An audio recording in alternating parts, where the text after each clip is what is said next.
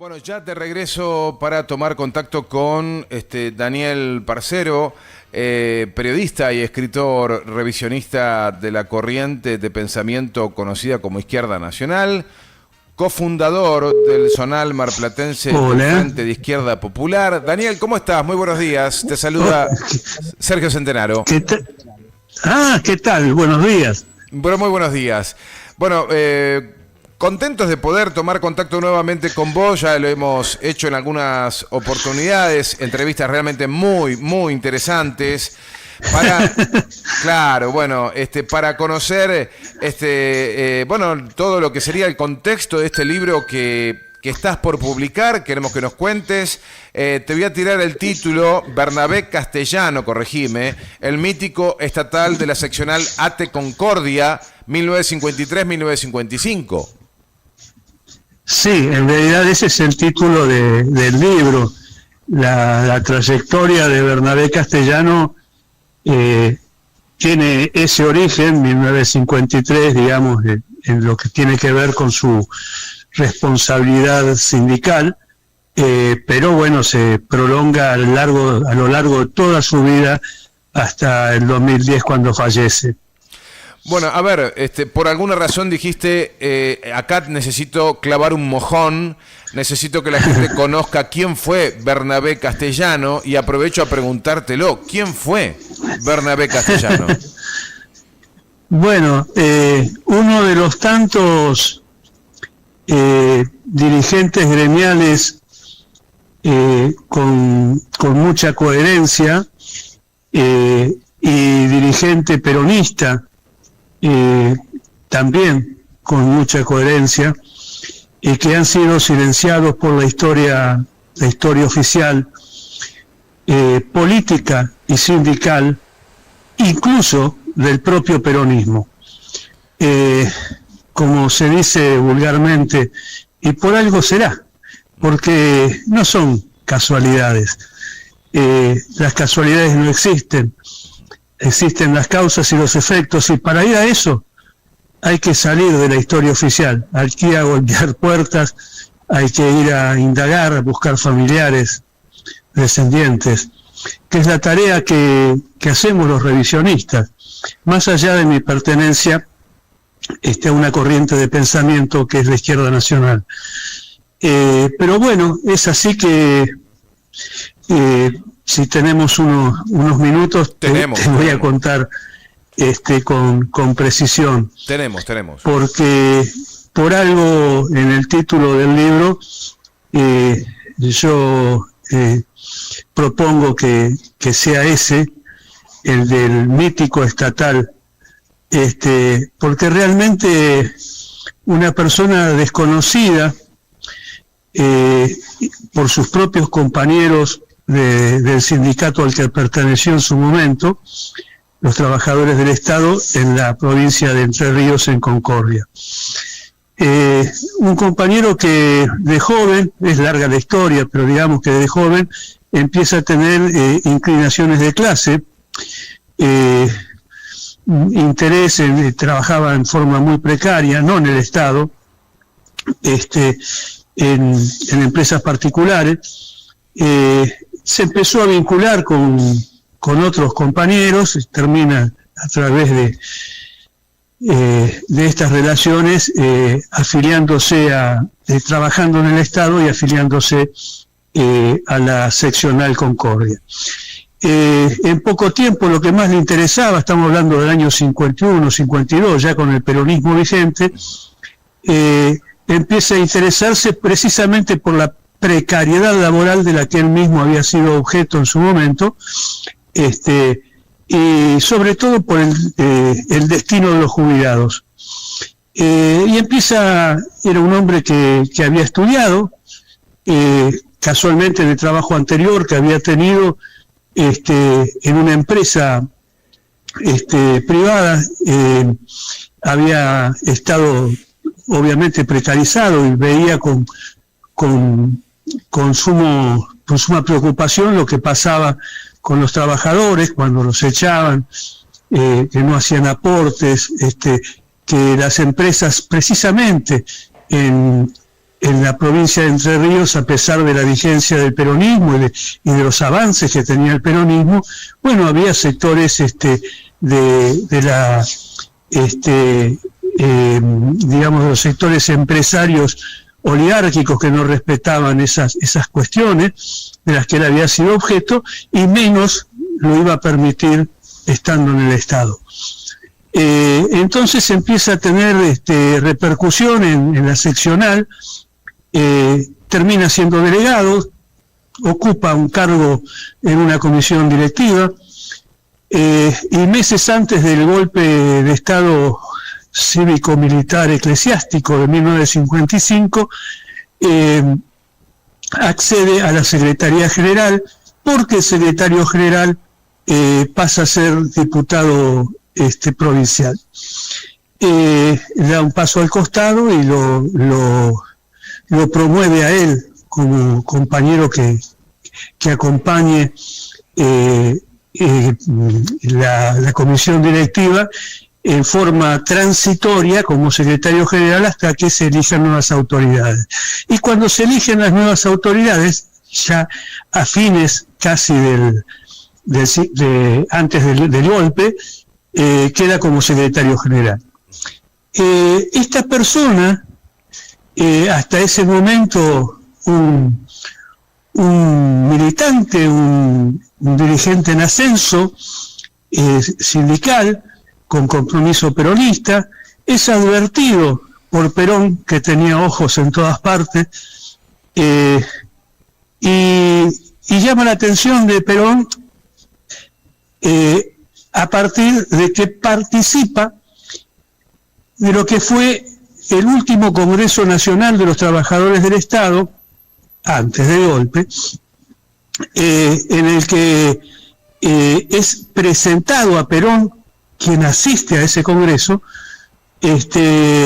por quien era en ese momento ya diputado nacional por la provincia, que había sido secretario general del gremio en Concordia. Y ahí vuelve a llamar la atención de Perón, que lo conoce personalmente, pero en breve tiempo más, estamos hablando acá en este momento, si mal no me acuerdo, enero, febrero de 1955, viene el golpe de Estado, y bueno, y como se dice, pasan cosas, ¿no? La contrarrevolución argentina. Ya Perón en el exilio, no se olvida, Perón era una persona muy pragmática en algunos aspectos, no en el, digamos, en lo político institucional, sino en lo interno. Tenía su agenda, por decir de alguna manera, y empieza a preocuparse por qué habrá sido de Bernabé Castellano. Y lo toma, digamos, como un referente a través de otros referentes políticos institucionales entrerrianos, que le comentan a Perón de lo que había pasado, los malos momentos que había pasado Bernabé, que cuando llega el golpe institucional, obviamente la seccional de Concordia es allanada, él cae preso, empieza a sufrir una gran persecución que se prolonga por años y por varias dictaduras, ¿no? Porque esta es la primera, pero después hubo otras hasta llegar a la del 76, y Bernabé empieza a ser perseguido, su casa sufre alrededor de 70 allanamientos, él pasa a estar preso por un tiempo, junto con otros dirigentes de Entre Ríos, pero nunca esto se visibilizó, esto quedó ahí. Pero digamos que hasta ahí la trascendencia de Bernabé Castellano era en un segundo plano, pero pasa a ser un hombre de la resistencia peronista, y por su casa, a orillas del río, muchos compañeros perseguidos de la juventud revolucionaria, de la juventud peronista, de aquellos momentos, encontraban una salida frente a sus persecuciones a través del fondo de su casa para poder emigrar a Uruguay, que se iban en bote. Él ponía su casa para eso, y 2 por 3, claro, se enteraban también los servicios de inteligencia y volvían a allanar su casa y volvía a estar preso. Van pasando los años y Perón desde el tercer mundo, Perón desde el exilio empieza a proyectar su apoyo a los países del tercer mundo cuando empieza aquella vorágine de los años 60-70, y lo elige a Bernabé Castellano como su representante después de que él fuera uno de los principales activistas militantes de la Juventud Peronista de la Resistencia. Porque peronistas, como se decía en muchos momentos, y como también lo decía Perón, peronistas somos todos, pero no todos eran peronistas. Ni siquiera los peronistas que lo habían acompañado en su primera presidencia, que terminaron muchos de ellos burocratizándose desde lo político y también desde lo sindical, y que terminara eso en que al final Perón terminara como terminó, en el exilio, y fuera derrocada la revolución peronista, el estado de bienestar que se prolongó por 10 años. Lo convoca a Bernabé, y Bernabé lo representa, digamos, para decirlo en términos peronistas, a su medida y armoniosamente en todas las partes donde Perón era invitado, en los países del tercer mundo, los no alineados, cuando Perón había sido una especie de pionero de aquel no alineamiento frente a los avances de la Unión Soviética y frente a los avances territoriales por aquel entonces tan graves como los de ahora del imperialismo yanqui. Hoy hablemos de la globalización. Pero Perón lo tiene como su representante porque él no podía salir de España, tenía el peligro de ser asesinado, de ser, en la Argentina había sido condenado como traidor a la patria, etcétera, y Bernabé es el que lo representa. De alguna manera, durante todos esos años, hasta que el peronismo vuelve al gobierno, todavía no al poder, al gobierno con el presidente Cámpora, durante todos esos años, Bernabé cumple con Perón en esas representaciones. Digamos que, por decirlo de alguna manera, y parece una ironía, ¿no? Yo digo, fue el López Rega bueno, fue el hombre que lo representó desde el silencio, pero con ética y con coherencia político-sindical. Ese fue Bernabé Castellano hasta esos momentos. Y después de eso, ya para los años 70, él había, por decir de alguna manera, emigrado a Buenos Aires, a la capital federal, sin desentenderse de su familia original, de su esposa, que todavía vive, y de sus 2 hijos, uno que murió en el exilio, y del 76 en Europa, y otra hija que actualmente vive en Alaska, sin desentenderse de su familia, se distancia de la misma, se viene a vivir a Buenos Aires, se interrelaciona emocionalmente, por decirlo de alguna manera, con una vieja compañera de la militancia y de la lucha, Marta Curone, una mujer que lo había acompañado en su militancia en el movimiento revolucionario peronista. Se habían conocido ahí en la década del 60, se van a vivir juntos, se casan en un registro civil de Córdoba que permitía darle la libreta de casamiento a quien obviamente ya estaba casado, pero bueno, forman pareja de esta manera y también se casan en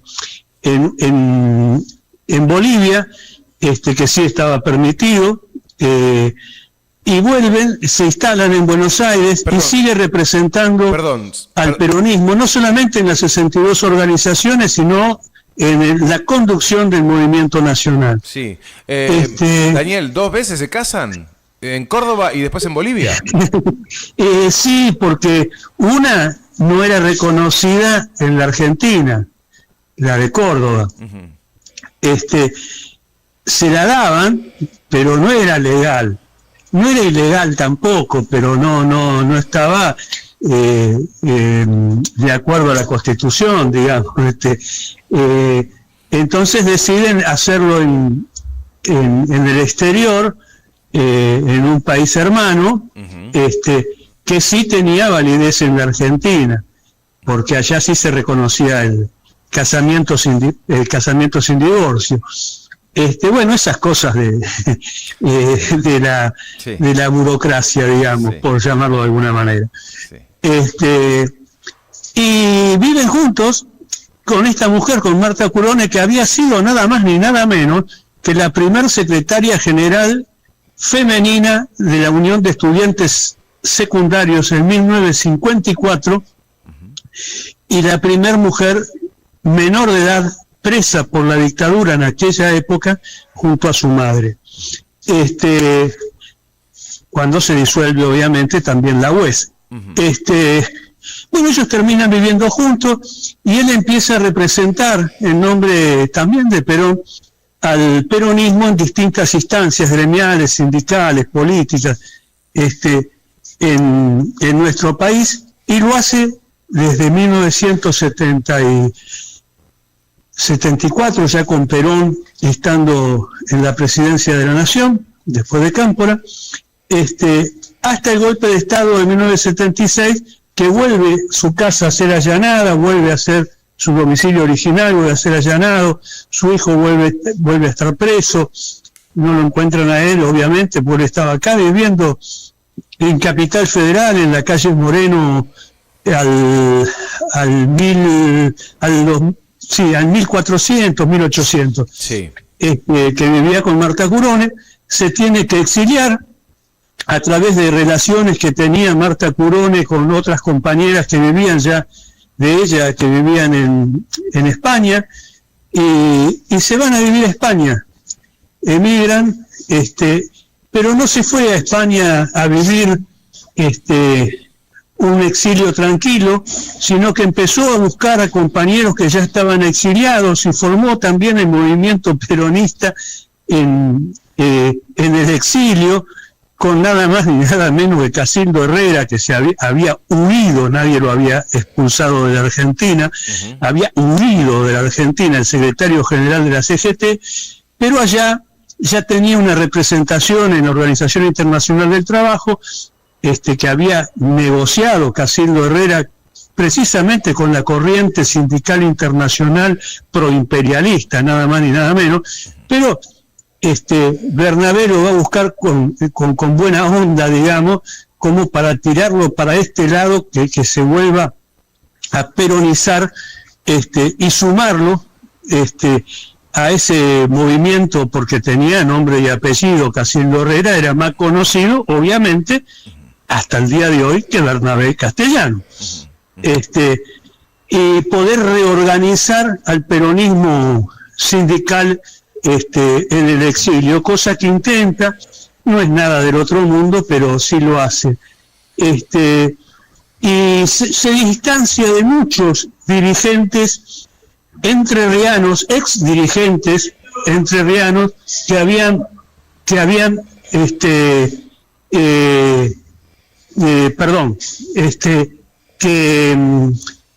habían claudicado de alguna manera en la Argentina. Él toma una posición realmente de liderazgo, hace lo que puede, y vive en el exilio hasta que a través de su segunda pareja, ella puede volver primero porque no tenía órdenes persecutorias en la Argentina, trata de, a través de abogados, cuando comienza la democracia, el gobierno de Alfonsín, de limpiar los legajos persecutorios que había sobre Bernabé de Argentina, logra que puedan venir, siguen viviendo juntos en el mismo departamento de la calle Moreno, acá en Capital, y después sigue militando él acá en la ciudad de Buenos Aires, reorganizando de alguna manera, intentando reorganizar el movimiento nacional peronista, como él lo llamaba, e incluso dirigiendo cartas a sus relaciones que mantenía por el mundo, ¿De qué año en documentos que yo heredo de él, firmados por él. Daniel, ¿de qué año estamos hablando ya? Estamos hablando de la década del 80, una vez recuperada la democracia. Bien. Y él ya, habiendo vuelto acá a la Argentina, hacía esto desde su departamento, giraba notas, hacía, concedía reportajes. ¿Con qué edad para reorganizar el movimiento, ¿no? Correcto. ¿Con qué edad lo encuentra la década de los 80? Ahora ya estoy perdido, porque él había nacido en el 24. Sí. Así que bueno, hay que sacar la cuenta ahí. No soy bueno en matemáticas. Unos 60 años. No se puede ser perfecto. Unos 60 años. O sea, un hombre plenamente activo, no tuvo mayor trascendencia ya para la democracia, precisamente porque los propios intereses, los propios intereses oligopólicos entrerrianos, siempre lo mantuvieron silenciado y oculto. No convenía hablar de la vida, la trayectoria, el compromiso militante, sindical y político de Bernabé Castellano. Entonces siempre se sintió solo, pero nunca lo demostró públicamente. Y ya a mediados de los 80, fines de los 80, decide con su compañera, una vez que ella había podido acceder a unos recursos por su exilio externo, poner en venta el departamento que era de sus padres, y con otro dinero anexo, digamos, poderse comprar una propiedad en la ciudad de Miramar, donde finalmente fallece en 2010, y todavía Marta Curone vive en ese mismo domicilio, ¿no? Con la que mantengo permanente diálogo. Sigue siendo una compañera secretaria general, presidenta de la rama femenina del Movimiento Nacional Justicialista, no del Partido Justicialista, y bueno, gracias a ella pude recuperar esta historia. Venimos haciendo bastantes actividades, en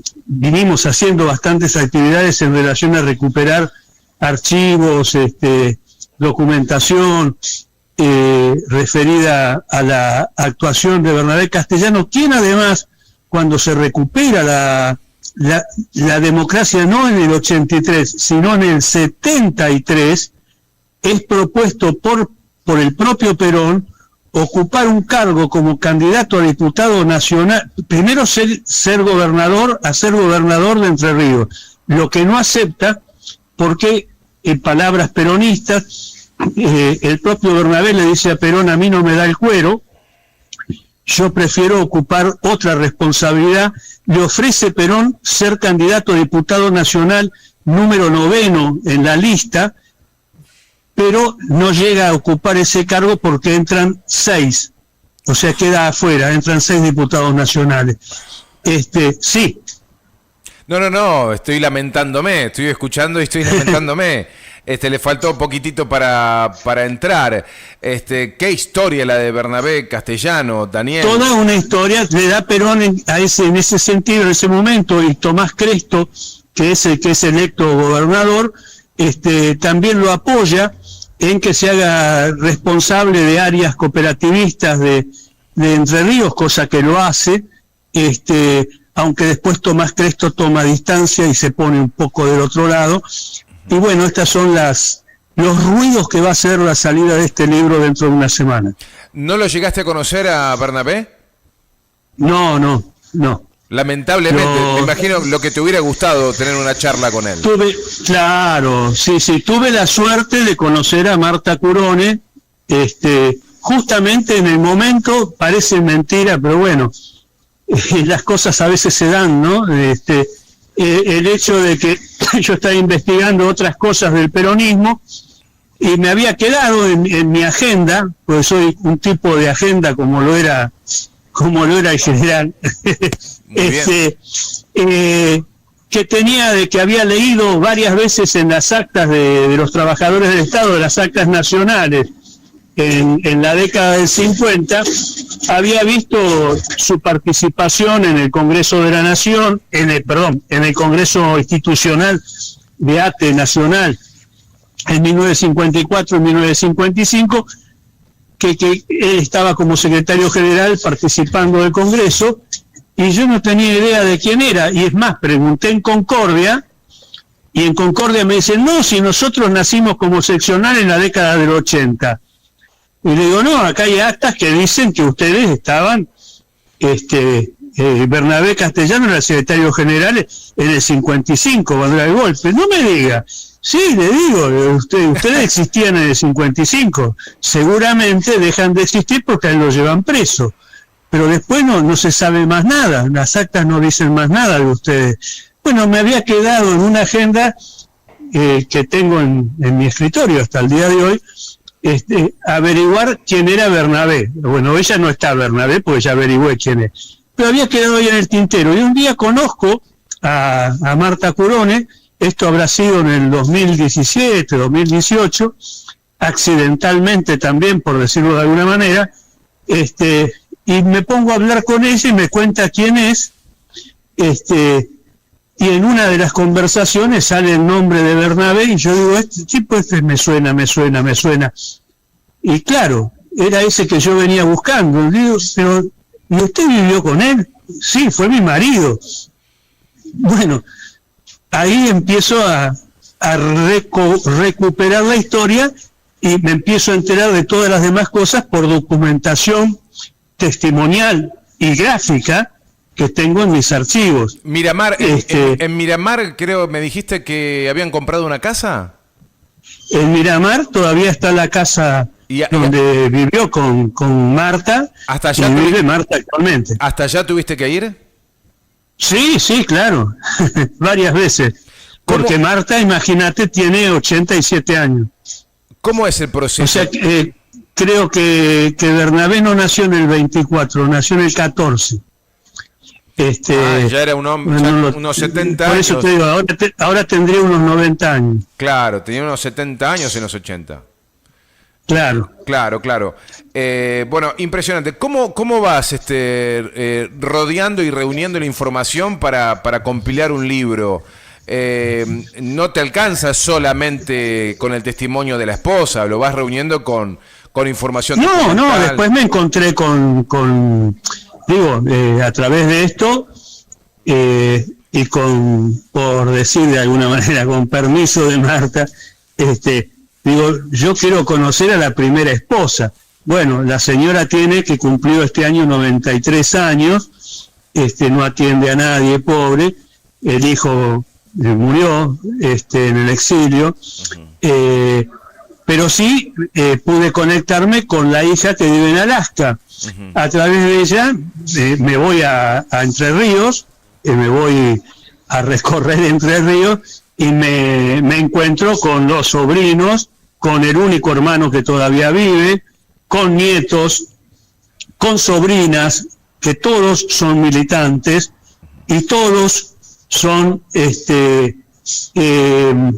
confrontables con el peronismo concordiense, que tiene herederos de aquellos que acompañaron a Cresto y que lo silenciaron y que lo siguen silenciando, que son los Cresto, la familia de los políticos, esos que nunca se van de la política y que van heredando cargos de parte de sus familiares superiores, y que siguen negando la política, a la política, la verdadera trayectoria de quienes no traicionaron los principios peronistas como lo hicieron sus padres y sus abuelos.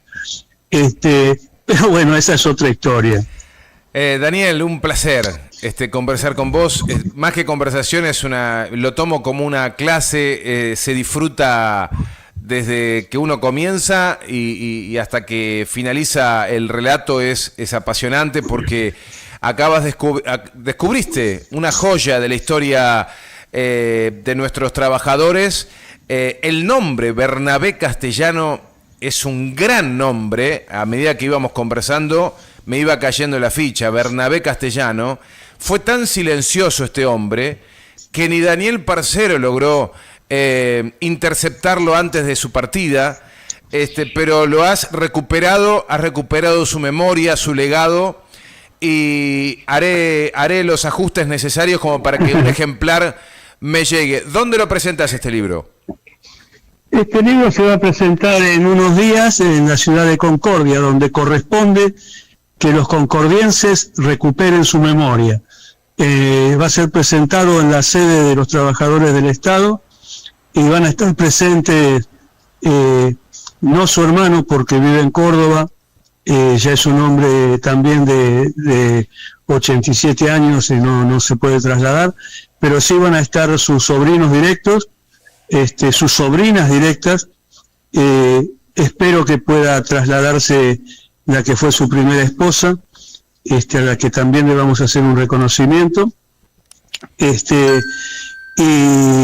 y bueno, y van a estar presentes dirigentes de los trabajadores del Estado de distintas seccionales cordobesas, que lo van a reivindicar después de tantos, pero tantos años de silencio impuesto. No tengo más que decirte. Felicitaciones, Daniel, por este trabajo, y te agradecemos enormemente este contacto con Radio Lateral. Bueno, gracias a ustedes, y que tengan un buen día. Gracias por llamarme. Un abrazo enorme. Igualmente. Daniel Parcero, escritor, periodista y escritor revisionista del pensamiento de la izquierda nacional, de la corriente de pensamiento conocida como Izquierda Nacional, cofundador del zonal marplatense del Frente de Izquierda Popular.